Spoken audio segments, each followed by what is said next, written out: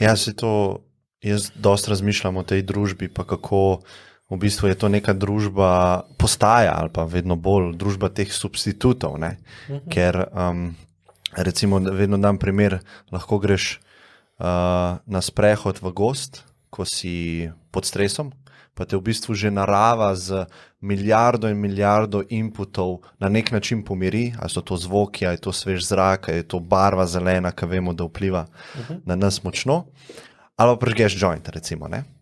In v bistvu isti efekt si za kratek čas povzročil, ampak je v bistvu to substitut, ki je na dolgi rok zelo slabši od tega, ne?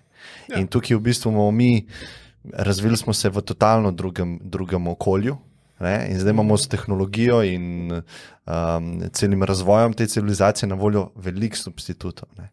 In tukaj imamo pač, se ne rabo iti na droge, lahko greva čist na, ne vem, konzumacijo s pametnimi napravami, hrano, sladkor je ful na voljo, ki je čist nenaravno, ne? Tako da jaz mislim, da mora posameznik ful paziti sebe, ker je v tej družbi toliko substitutov na voljo, pa so toliko poceni, oziroma skoraj zastonj. V bistvu dejansko so zastonj, ne? Ja, kratkoročno, ja. No, zastonj so tako finančno. Kot droga, ne? Na začetku je, ker rabiš mal, ni droga nek strošek, ne? Pa bolj, ko si odvisen od droge, pa te pa v bistvu sesuje finančno in jasno tudi. Sam si v pasti že ujet, ne? Ja. Te substituti so velik problem. Se viš, recimo zdaj cepivo za COVID je v bistvu substitut za preslabo razvit imunski sistem pri človeku, ne? Pa poskušajo s cepivom ojačati ali pa dejansko nadomestiti njegov imunski sistem z tem, ki ga dobiš skozi cepivo, sam je spet substitut, ne?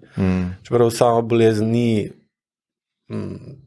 smrtna kot, ne vem, kakje bolj te konkretne, pred katerim dejansko nimamo šans.